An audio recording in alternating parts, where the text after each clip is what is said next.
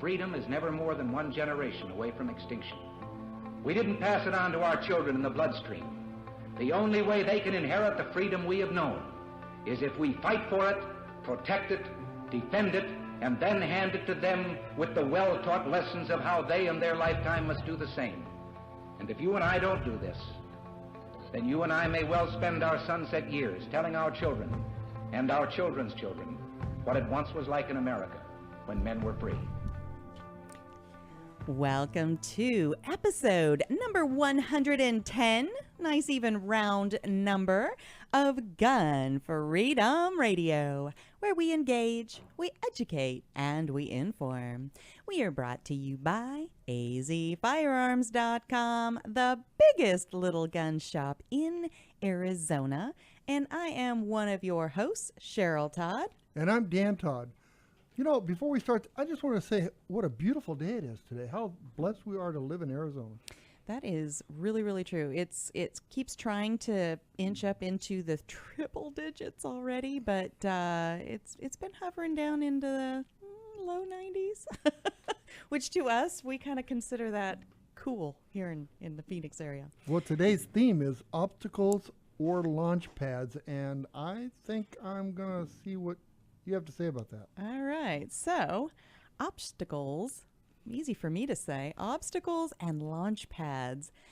When you encounter problems and obstacles, are you energized by them?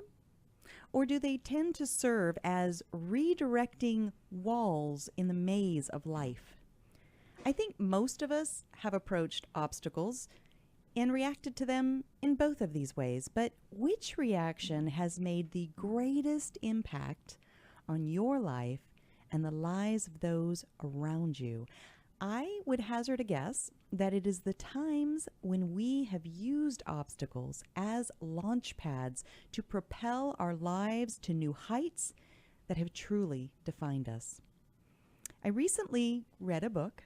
I know, I begin a lot of my sentences that way, but reading is an important and powerful way to expand our minds. It has been said that leaders are readers and vice versa.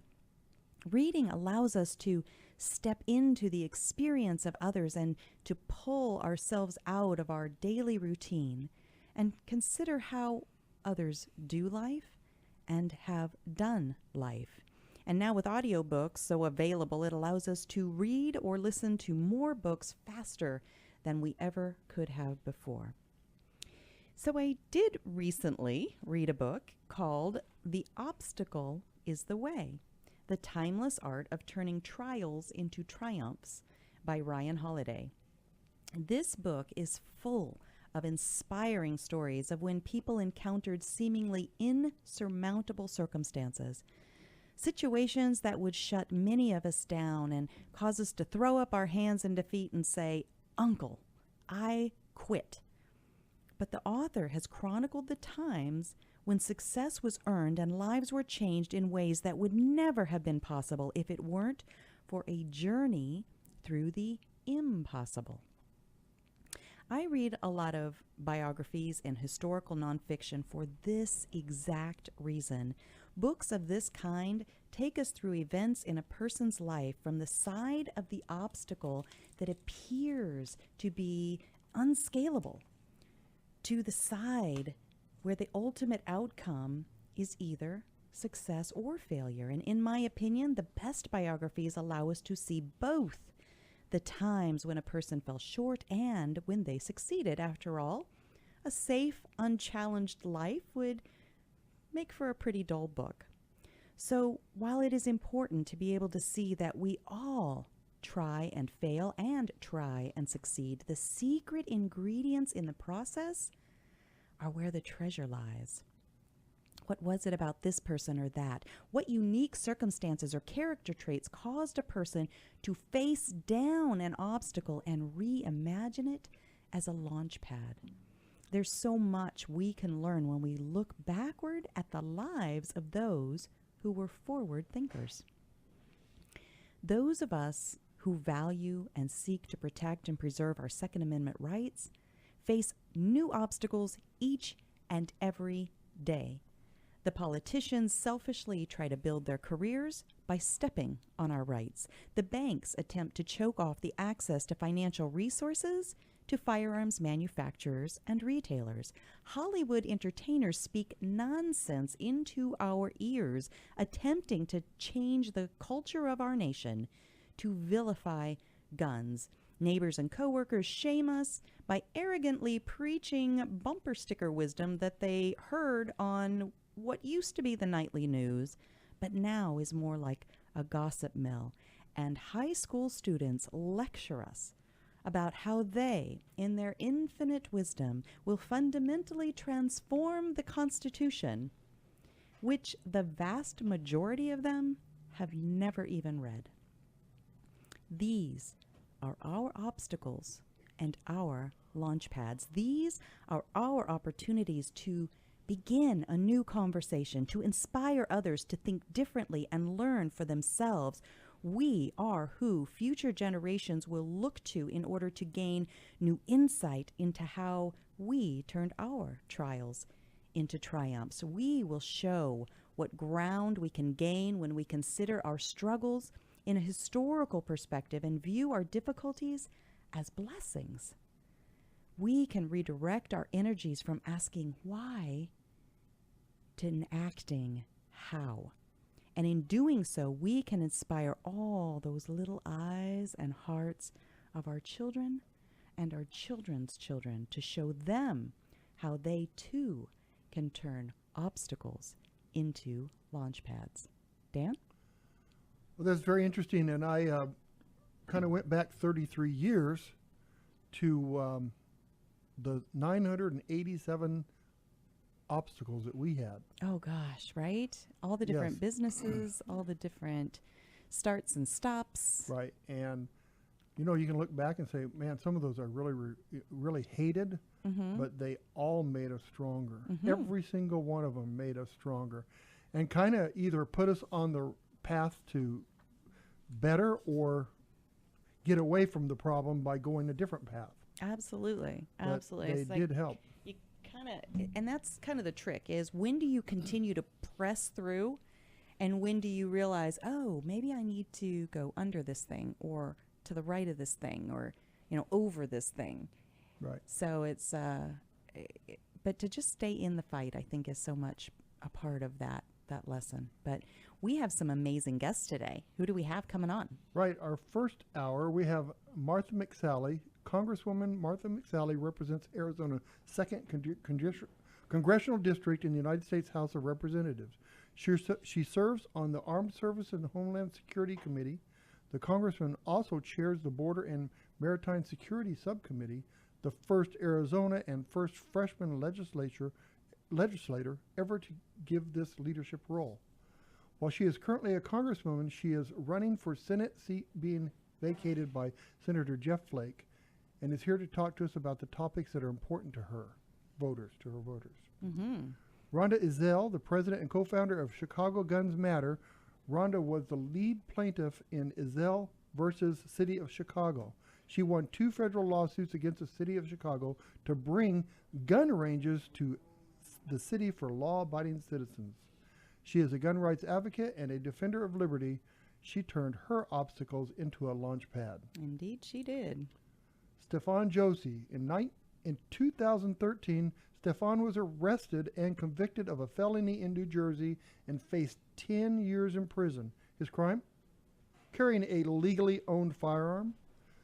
Today, Stefan, who was ultimately pardoned by Governor Chris Christie, is graduating with a nearly 4.0 average from the Maryland Police Academy, and with his associate's degree in criminal justice, he turned obstacles into a launch pad. In a big way. Hour 2, we have Tyler Izagari. Tyler is the organizer behind a nationwide tour to celebrate the 10th anniversary of Heller versus D.C. that ends with a rally and banquet dinner on Tuesday, May 26th in Washington, D.C. 10 years to the date of the decision. Dick Heller, who we are celebrating, turned his obstacles into launch pads for generations of Americans to come. That is a major thing. It really is, and I'm so excited to be able to be a part of that. I've been asked to speak at the rally, And, to be there in such a historical, during such a historical moment and speaking in front of the Supreme Court building in our nation's capital, I mean, bucket list item right there. I didn't even know that could be in my bucket, but now that it's going to be, I'm just beyond honored. And I get to go too to carry her stuff. I'm excited. Go on. We have one more guest. Well, it's kind of true, isn't it? It's an important. I need you. Yeah. I need you. I know. I'm excited about going to. We also have John Lott, the nation's most respected expert on guns and the author of a number of books, including More Guns, Less Crime, and his latest, The War on Guns, Arming Yourself Against Gun Control Lies. John Works gives those of us who are protecting our Second Amendment rights a solid foundation for sound research, and that man can come up with some numbers. He really is. I mean, he's just on top of it, and he doesn't have a horse in the race. He's not a gun rights advocate per se. He is a statistician. Right, and his numbers are accurate too, though. That's the scary thing. Well, they're real. The thing that really tells you how right on he is how hated he is by the rights restrictors. So that kind of, you look at that meter and you go, yeah, he's probably onto something here, because they cannot stand him. He's too calm of a person for anyone not to like him. I agree with that. So we also, on this show, have our Responsibly Armed Citizen Report and Dan's commentary. I think it's going to be calm today. You usually do a pretty good job of keeping it calm. I'm like the weather. You're never going to be able to predict me, Cheryl. Well, here in Arizona, we can predict the weather pretty Not good. Me, though. All right. Well, we've got an amazing lineup of people. I hope that you'll stick around for every minute of it. But I also want to take just a second and say that this show, we are a proud member of the Self-Defense Radio Network. Find out more and check out all of the great content at selfdefenseradio.net. And we also want to say hello to all the folks in Yuma, Arizona, because we've just recently been picked up by K-Blue, 560 AM in Yuma, Arizona. And so I just want to say hello to everybody. I know that y'all listen to Dave Ramsey there, and he's on the same station, and he endorses us with our Pot of Gold Estate auction and our azfirearms.com brand. And so just a little hello and a shout out. So stick around. On the other side of these messages, we have Representative Martha McSally. She's a congresswoman who represents Arizona's 2nd Congressional District in the United States House of Representatives. Stick around.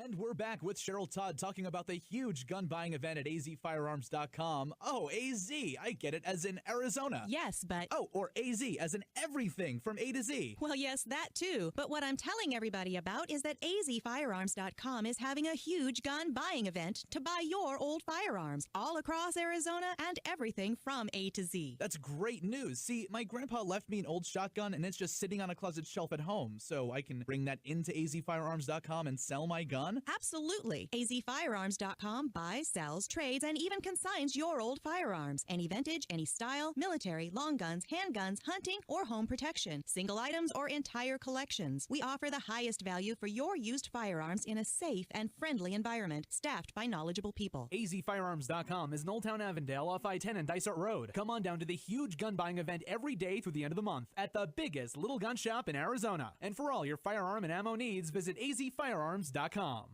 I'm Rob Morse from the Self-Defense Gun Stories podcast. Each week we share stories about men and women who saved lives. Now I am asking you to be a lifesaver as well.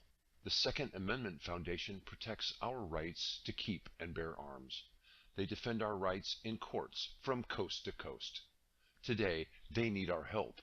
Please go to saf.org and join the Second Amendment Foundation. That's saf.org. Hi folks, I'm Don Carter. If you're looking for the biggest little gun shop in the West, look to azfirearms.com. They have 1,100 guns in stock and a knowledgeable staff to help you find just the right firearm for you. azfirearms.com is my nationwide hometown gun shop, and you should make it yours too.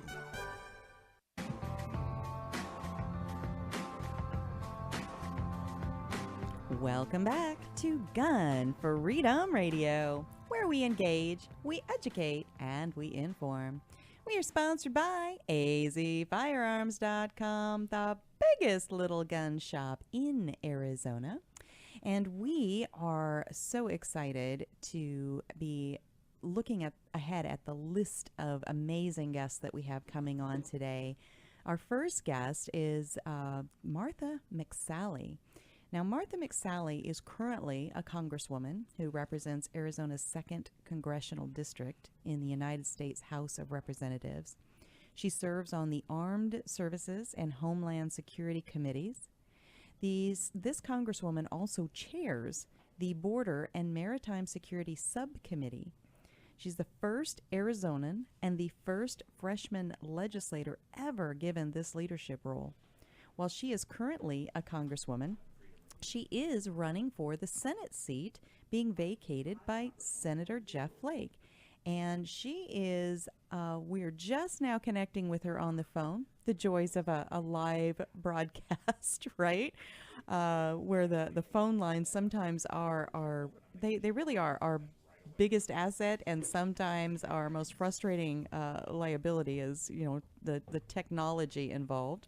But I think we do have her now, and we will be bringing her to the air. As I was saying, she is currently a congresswoman and running for a Senate seat, though, being vacated by Senator Jeff Flake. And she's here to talk with us about the topics that are important to her constituents. Welcome to the show, Congresswoman. Hey, Cheryl. Thanks for having me on. Sorry we're a little delayed. We were dealing with some Democrat shenanigans calling some votes on the floor, which is redundant, I guess, sometimes around here. But anyway, thanks for your patience. No problem at all. It all worked out beautifully. And, between, real life happening around you, trying to, serve the country and serve our state, and sometimes us with our, phone shenanigans that happen, it's always we're just juggling over here going, hey, maybe it's all going to come together. And it did. So yes, exactly. It all worked out beautifully. So, I think the top question to help explain, and I am never going to be able to do it well,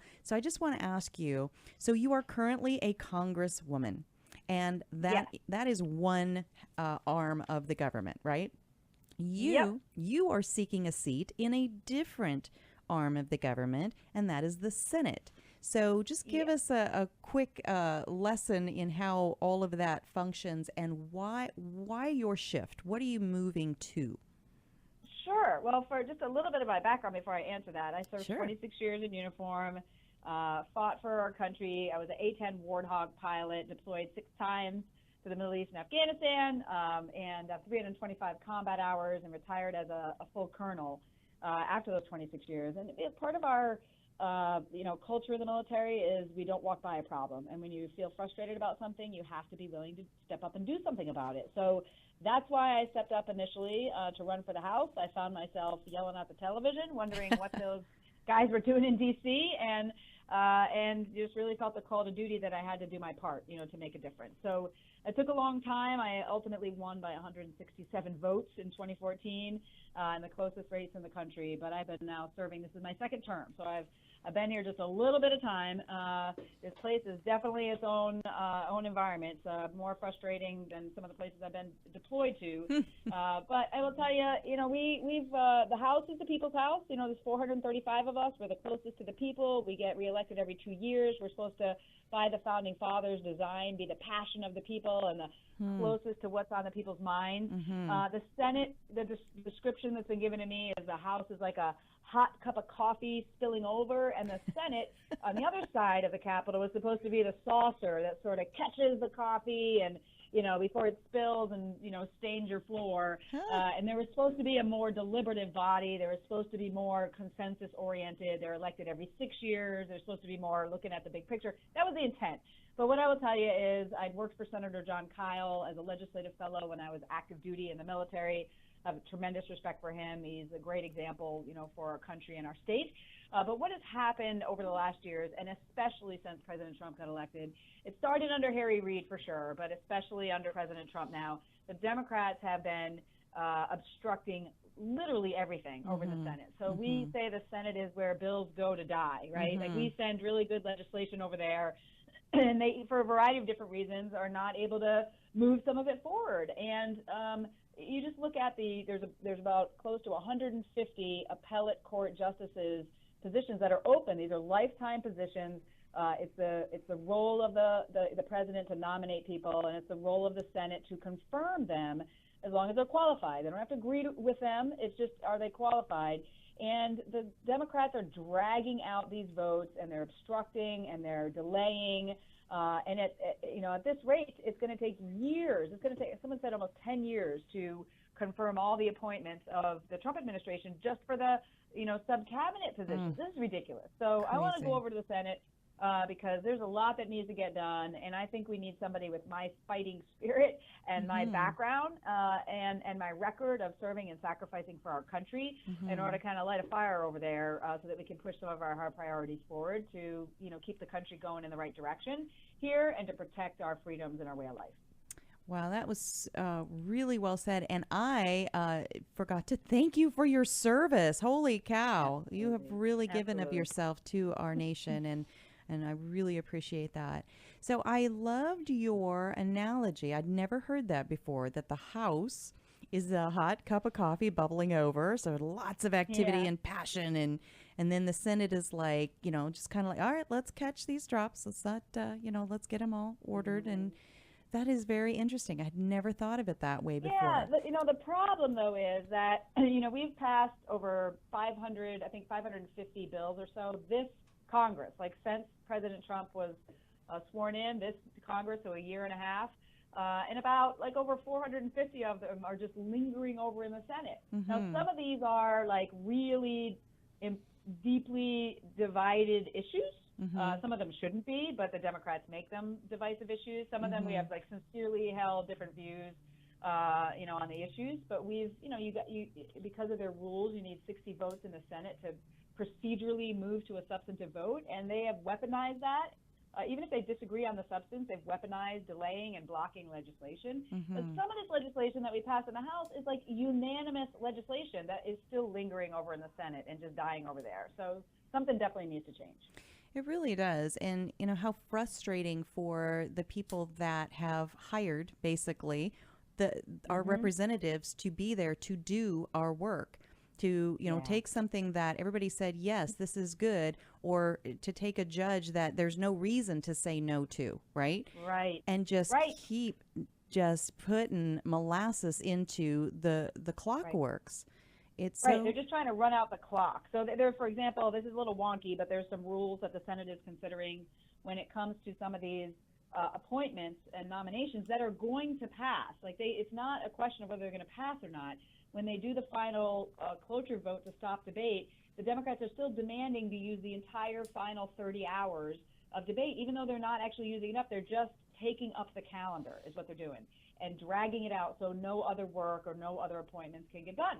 And so I think they need to be sticking around. They shouldn't be taking weekends. They shouldn't be taking recesses. They shouldn't be taking August. If they're going to do that, let's make it painful for them to obstruct. Again, this started with Harry Reid, but Chuck Schumer has mastered it as well. And he's just throwing sand into the gears of President Trump's agenda and his, under the Constitution, his right to be able to appoint judges. And to fill his sub-cabinet position so that we can get the federal bureaucracy, going in the right direction. I will say, though, given all those obstacles, the Senate last year confirmed a record number of appellate judges for life than any other president in their first year in office in history. And so this is generational impact. We're seeing this, activist judiciary. We see it all the time, them infringing on our rights or reinterpreting legislation beyond their, constitutional role. And the fact that this administration has been able to, under this obstructionism, still push through this record number of appellate judges on these appellate circuit courts, which is really where a lot of the key decisions are made, because the Supreme Court doesn't take everything up. And for a generation, these people will be serving is a pretty big deal. Wow, I appreciate you sharing that with us. And, sometimes, we sit back here and all we hear is the tiny little surface level bit that we can get through what used to be the nightly news. Can't even really call it that anymore. But, so often we don't get to understand and appreciate the successes that are going on. So that's incredible. Well, and go ahead. Oh, go ahead. No, I was just going to say, in this environment especially, with the resistance and the hysteria over President Trump being duly elected as the President of the United States, and the mainstream media's hysteria and distractions related to that, it's difficult to get that message through of the positive things that are actually happening, right? So I just mentioned the judges. We were able to do the first tax cuts as Ronald Reagan. We're rolling back Obama-era regulations, billions of dollars of positive impact on our economy. The unemployment is the lowest we've seen in 17 years. We're rebuilding our military. We're protecting our constitutional rights. We're moving forward despite the obstructionism on securing our border and enforcing our laws. And this is all just in the first 16 months of this administration, despite the obstacles. And a lot of people are seeing the positives, but you got to get through the noise that's out there of the mainstream media and how it's trying to distract people. So true. So we're about to wind down on our time, but I want to be sure that we're leaving folks with an idea of not only that you've had some serious accomplishments during your time in office, but as you are running for this new position, for this new office in Congress, can you tell folks, one or two key things that you just really are passionate about getting enacted or causing to happen on behalf of your constituents? Absolutely. Well, look, it's an honor to represent Southern Arizona. I hope to be able to represent all of Arizona next year. We have so much at stake. And as one of the few veterans in Congress and the only female veteran in the GOP in the House, I believe it's my responsibility to make sure that I am leading on the issues of providing our military with everything they need to keep us safe, taking care of our men and women in uniform, keeping our country safe so that we can protect our freedoms. There's so many threats that are out there, and they're complex threats, but my background is on national security and the military and veterans, and so I am going to be the leading advocate on all that. I also represent a border district, and I hope to represent a border state. I chair the Border Security Subcommittee. So real border security that stops these transnational criminal organizations coming into our communities. These are public safety issues. It's impacting the opioid abuse and overdoses. It's impacting the gang presence, you name it. We have got to have strong border security to include the border wall and everything that it takes in order to keep us safe. And then I have put my life on the line to defend our freedoms and our way of life. I'm very passionate about it. I raised my right hand, took the same oath of office to support and defend the Constitution in the military, same oath of office that I took as a member of Congress.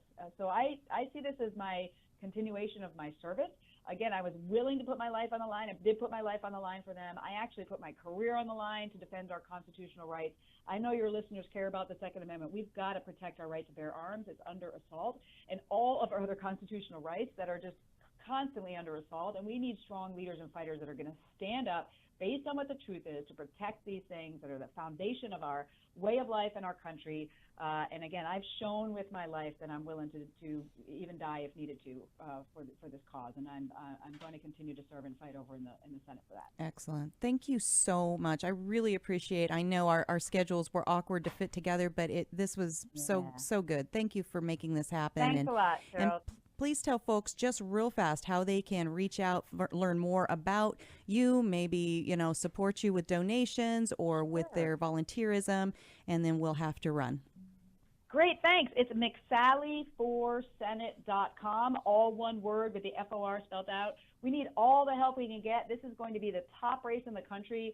The balance of the Senate will be at play through Arizona, and the Democrat opponent is a chameleon, but she's a well-funded chameleon, and she's already up on TV, and we've got to fight and unite in order to hold on to this seat and hold on to the Senate majority. So McSallyforsenate.com, I'd be grateful for the support. Excellent. Thank you so much again, Representative Martha McSally. Bye-bye now. Thanks so much.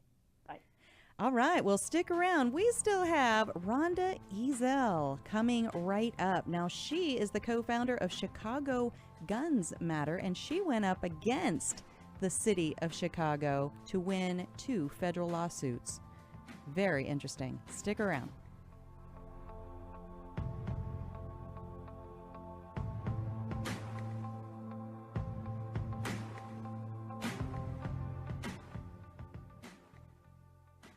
Don Collier here, letting you know that you won't get fool's gold at Pot of Gold Auction. They're the genuine article. Pot of Gold auctions off guns, coins, jewelry, and antiques of every kind. Stop in and see my friends Dan and Cheryl Todd in Avondale, Arizona for some live auction action. Or check them out on the web at potofgoldestate.com. Auctions take place the first and third Tuesday of every month and are full of a great mix of antiques, collectibles, jewelry, guns, and coins. Visit our beautiful air-conditioned showroom off the I-10 at Dysart Road at 215 East Western Avenue in historic downtown Avondale. You will find a friendly and knowledgeable staff, comfortable chairs, and we even serve free birthday cake at every auction. Or bid from the comfort of your home at potofgoldestate.com.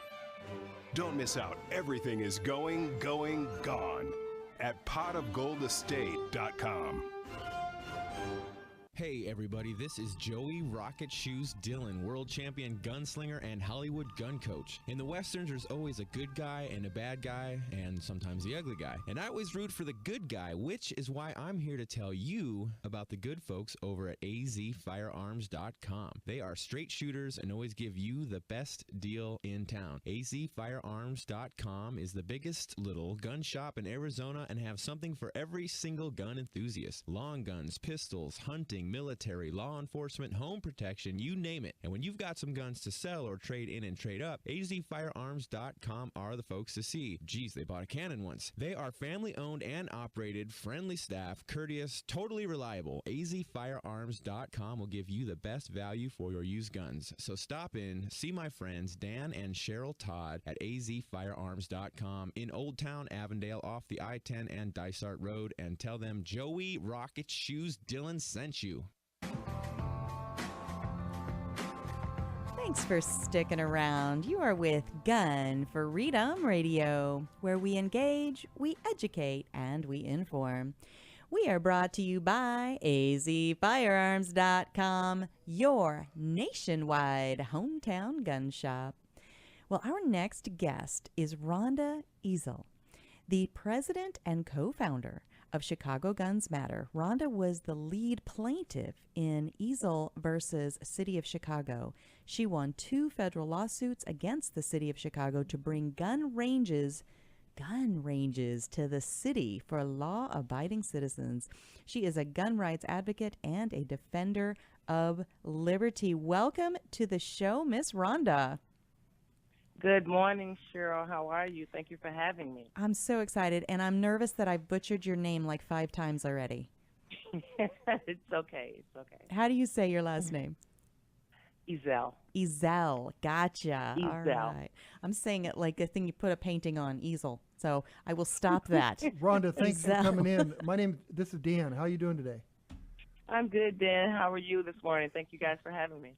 Thank you for being here. You know, I'm super excited to find out, how did you do this? How did you sway the Chicago to allow gun ranges? Well, I got involved in this movement post-McDonald, the McDonald versus Chicago case, which was a case that was filed after the D.C. versus Heller decision.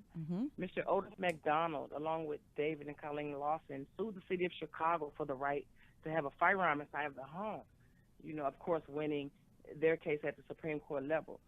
So as I was complying with that new ordinance that was on our books at the time, I wanted to, you know, I was complying with the new ordinance, and I had to call my state organization, the Illinois State Rifle Association, and let them know that all of the hoops that I went through just trying to comply with the new ordinance, because they stated that in order for you to have a a gun inside your home, you needed to have training, you needed to have live range training, but at the same time, the city of Chicago prohibited gun range. Right.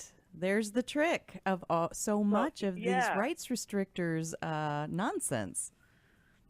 You know, it was unreal because as the McDonald case, they had fought so hard for the rights, which was one of the cases that started bringing back rights to the city of Chicago.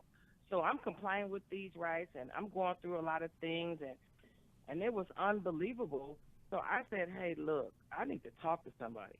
And I called the Illinois State Rifle Association. We started to discuss the things that I went through, and we came to that conclusion that my rights had been violated, and Ezell versus Chicago was born. That's how all of this got started.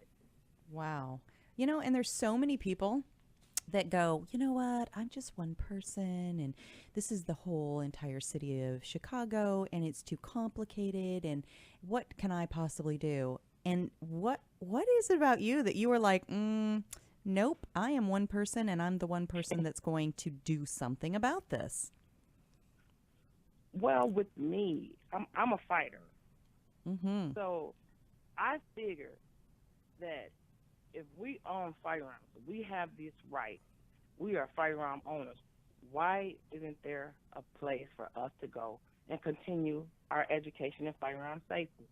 Mm-hmm. Which keeps everybody safe, right? The more well-trained we are. Correct, exactly. You would want people to go to the range to stay efficient, you know, in the use of their firearms. So I was like, well, I need a place to train. I mean, I don't think that I'm going to be a great shot after one time at a gun range. No one is. If you're complying with the new ordinance to say, I want to protect myself, I want to protect my family and my loved ones, we need a continued place that we can go to continue and further our education. So I was like, hey, when we found out that my rights had been violated just trying to comply with the ordinance on the books, we decided, let's take them to court about this. Mm-hmm. So one of the things that I introduced you to was the founder and the president of Chicago Guns Matter. So what exactly is that group? What is that organization? What do you do? Well, Chicago Guns Matter is an organization made up of pro-gun advocates in and around Chicago. And what we're doing is we want to share with the urban community how to exercise their fundamental constitutional rights to keep and bear arms. Because a lot of people in the city of Chicago aren't aware of their rights. They don't. At one point in time, they were not getting involved. Mm-hmm. So people are waking up now, but we want to make sure that we can educate them and give them the necessary tools to know what the laws are, who the people are, and, you know, how to get involved and how to start, you know, exercising those rights. Mm-hmm. Rhonda, what does it take to own a gun in Chicago right now? Well, of course, you have to have a firearms owner identification card. You must get 16 hours of training with live range fire. And you're going to pay your fees, and they'll do your background check, and then you'll get your concealed carry license. So you have to have 15 hours of range time. And you have 16 hours of training total. Right. Including range time. Gotcha. And so they just restricted range so that they wouldn't have to give people firearms. Exactly. So then with Chicago Guns Matter, you're helping people understand their rights. And so then you also are involved with something called Faces to the Cases. What is that? What we're doing is, it's not a separate entity. What it is something that I came up with because when you start talking about firearm ownership in the city of Chicago or the state of Illinois, people aren't aware of the individuals who have stood up and put their heads on the chopping block and said that they were going to fight for the rights of all. So I came up with Faces to the Cases so that we could put a human face to the lawsuit so that the people are aware of the plaintiffs who have fought for their rights.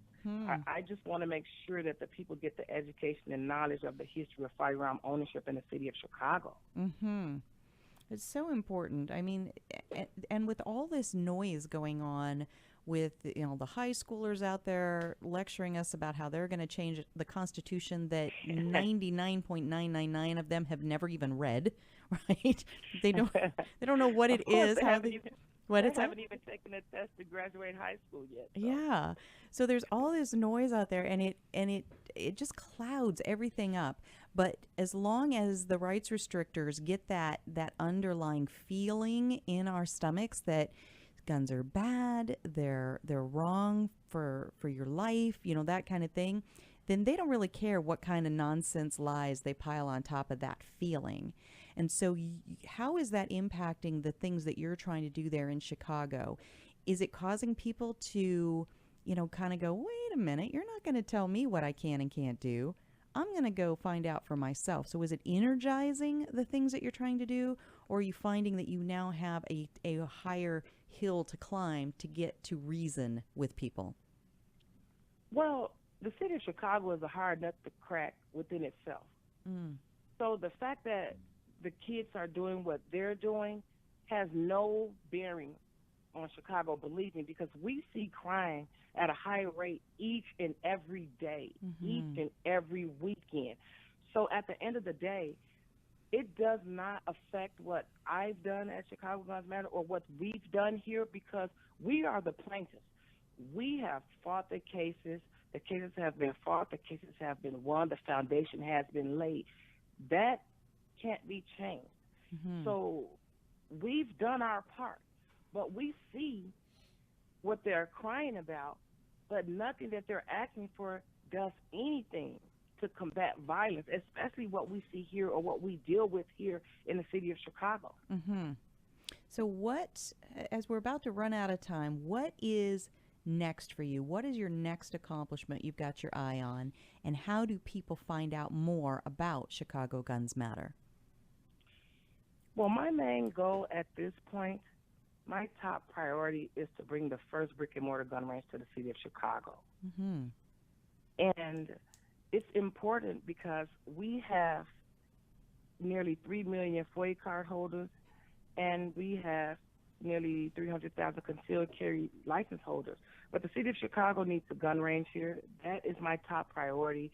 I will be looking for people who are willing to get involved and support the cause or want to be the one to build that range. And because it's needed. It's needed. And if people want to know a little bit more about Chicago Guns Matter, they can go to our website at chicagoguns.matter. Our Facebook is Facebook.com/Chicago Guns Matter. Our Twitter is at Shy Guns Matter. Once again, our website is www.chicagogunsmatter.org.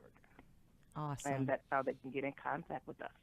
Well, thank you for all you do. People like you that have put themselves out there as the front guard of our constitutional, our human, our civil, our women's rights.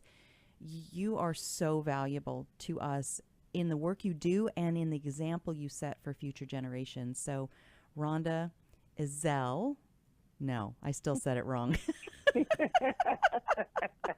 It's okay, Ezell. Ezell, thank you for all you do. And you're also part of the D.C. project, so I'm going to be seeing you in Washington, D.C. in about a month, right?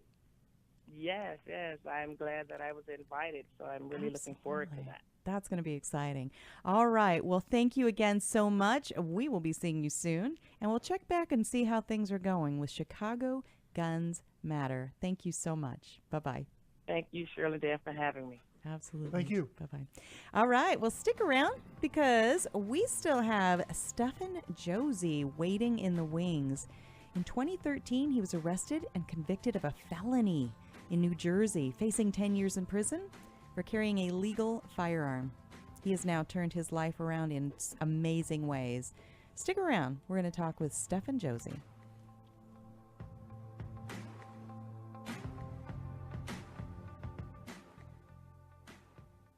And we're back with Cheryl Todd talking about the huge gun buying event at azfirearms.com. Oh, AZ, I get it, as in Arizona. Yes, but... Oh, or AZ, as in everything from A to Z. Well, yes, that too. But what I'm telling everybody about is that azfirearms.com is having a huge gun buying event to buy your old firearms all across Arizona and everything from A to Z. That's great news. See, my grandpa left me an old shotgun and it's just sitting on a closet shelf at home, so I can bring that into azfirearms.com and sell my gun? Absolutely. azfirearms.com buys, sells, trades, and even consigns your old firearms. Any vintage, any style, military, long guns, handguns, hunting, or home protection. Single items or entire collections. We offer the highest value for your used firearms in a safe and friendly environment, staffed by knowledgeable people. azfirearms.com is in Old Town Avondale off I-10 and Dysart Road. Come on down to the huge gun buying event every day through the end of the month at the biggest little gun shop in Arizona. And for all your firearm and ammo needs, visit azfirearms.com.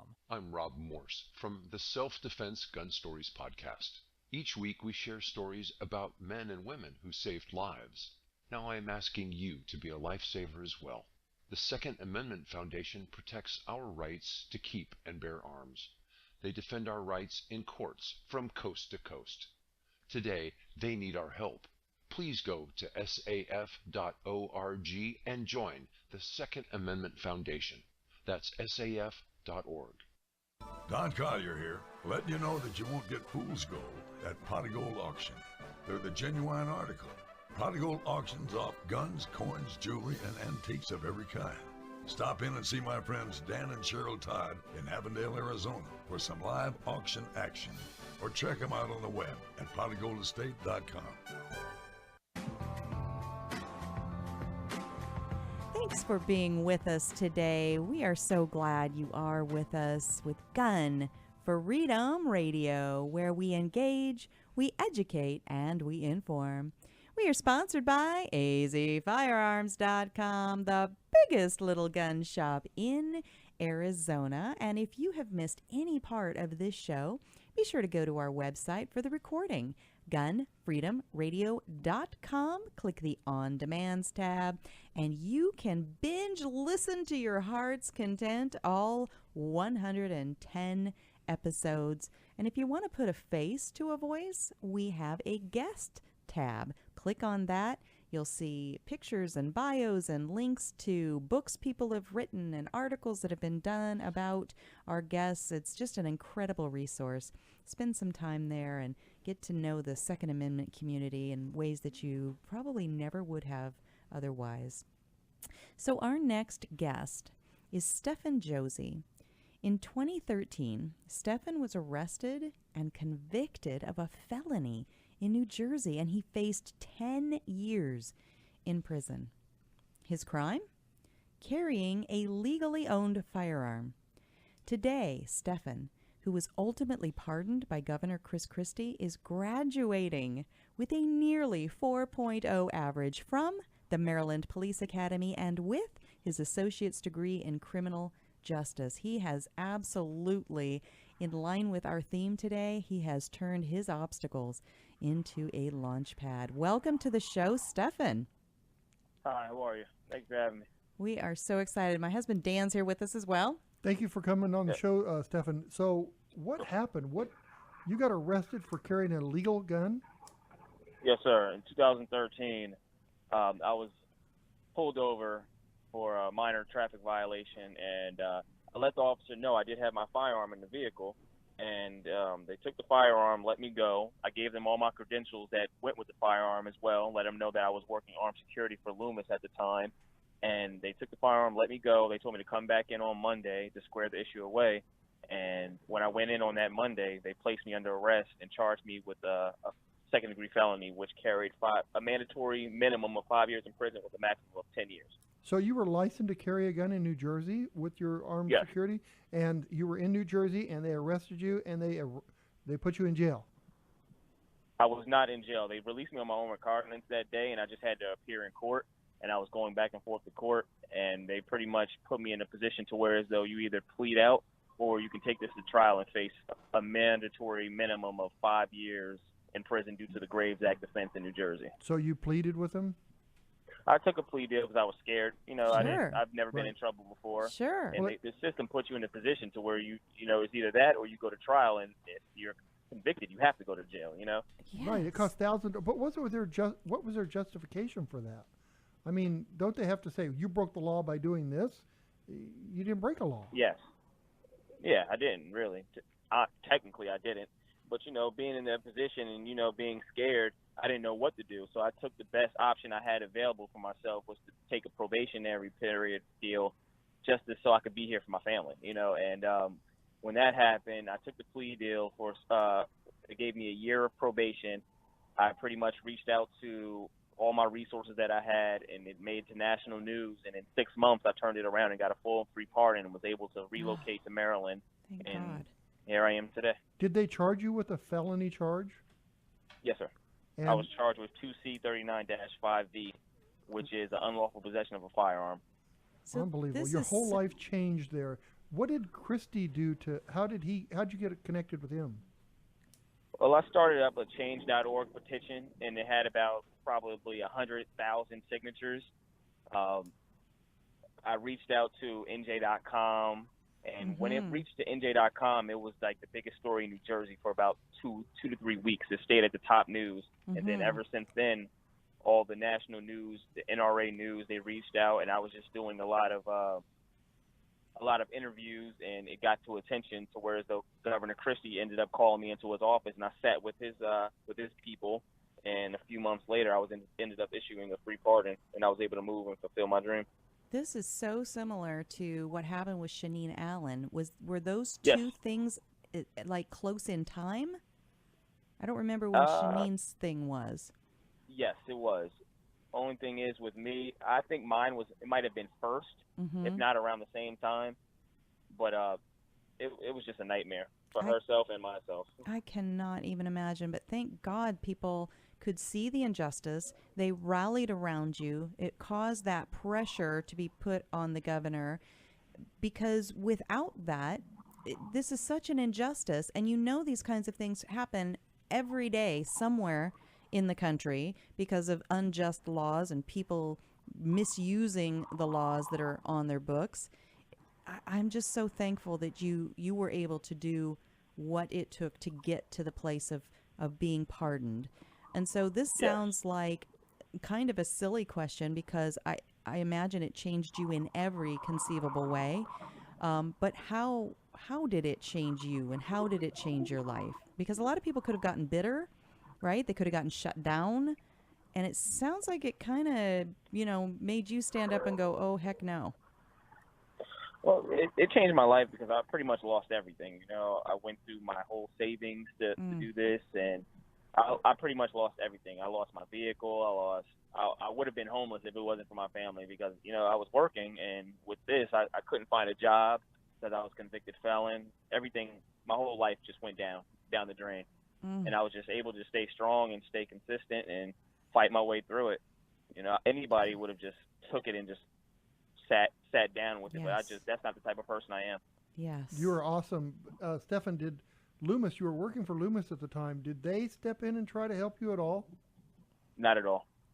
No. At first, I didn't really, I kept it personal, because I didn't really want to let my job know at first. Sure. But then it came out eventually. And, I resigned, and then I just went along with myself. I didn't really want to put them in a position to where as though, I just felt it wasn't necessary for me to do that. I get so that. I just took it the way I wanted to take it, and just left and fought my way through it. I get that. So what's next for you, Stefan? And with all these lessons you learned and you're able to help other people now, what are you going to do with this?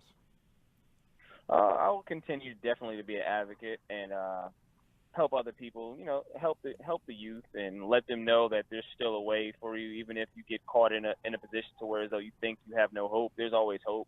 And just my story itself lets them know that there's hope, and just be a good officer and use my discretion to the best of my ability, and use my training to the best of my ability. As of right now, that's all I can really do. And I'm also pursuing my bachelor's degree in forensic science.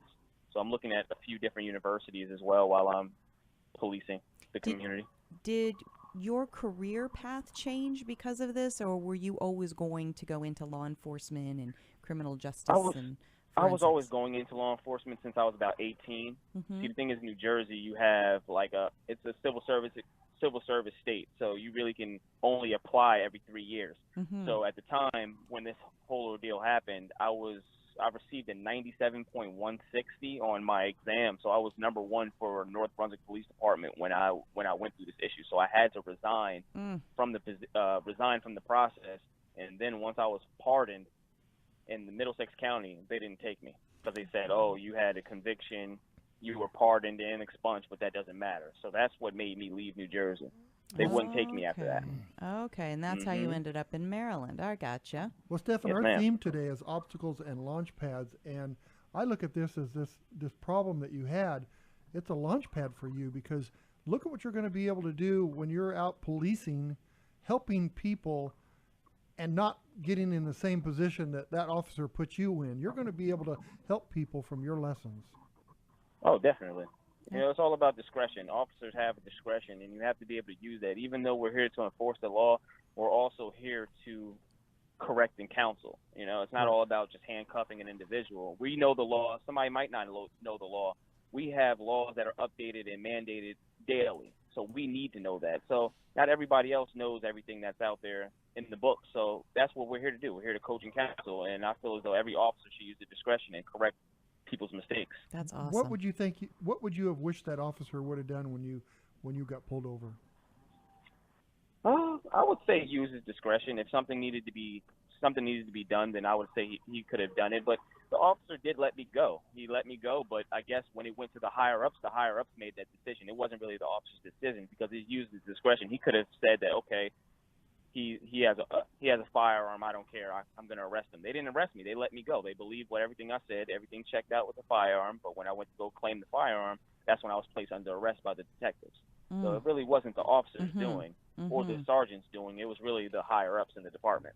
Wow. And it just makes you wonder what acts were they trying to grind that they would just use a person's life in that way and disrupt everything you were trying to do. And it's how did they benefit from that? That's what I think. Yeah. What was the reason? Crazy. And that's we New talk. Jersey, that's just the way New Jersey is. That's so awful. And so just real quickly, because we're about to run out of time, you know, off the air we were kind of saying, you know, what about the Second Amendment? What about the changes that could come in the country? What could possibly come that you envision that could make changes so that in the future someone like you doesn't end up in the same kind of situation? Bottom line, I believe that if you have a license to carry, it should be honored. Constitutional carry should be honored throughout the entire country. Our driver's license aren't regulated between states. If you can drive in one state, you can drive in every state. Mm-hmm. So I believe that your firearm, if you're licensed for it, you should be able to carry in every state. Every state should honor it. It shouldn't be any regulations for that, and I feel that's not right. Well, we can drive in every state with the license. You should be able to carry in every state with the license. Every state should honor it. Amen to that. Well, you are just a private citizen. You don't have a brand, you don't have a show, you don't have, you know, that kind of thing. But if there's people that feel like, you know, they want to reach out to you, do you have a, you know, a Facebook page or some public page like that people can connect with you? Yes, it's I have Twitter. It's Stefan L. Josie on Twitter. I have Facebook. It's the same exact thing on Facebook. Instagram is the same exact thing. Everything is pretty much all generic. Very good. And it's STEFFON and Josie, Josey. STEFFON. Fantastic. Yes, thank you so much. Congratulations on doing so beautifully with your education. We wish you all the best in the future. And we're going to check back with you and just kind of check in every once in a while and see how things are going. How about that? Yes, ma'am. Sounds great. Thank you. Awesome. Thank you so much. Stefan Josie. No problem. Bye-bye now. All right. Well, stick around. We still have an entire hour of awesome guests and information for you on Gun Freedom Radio. Stick around.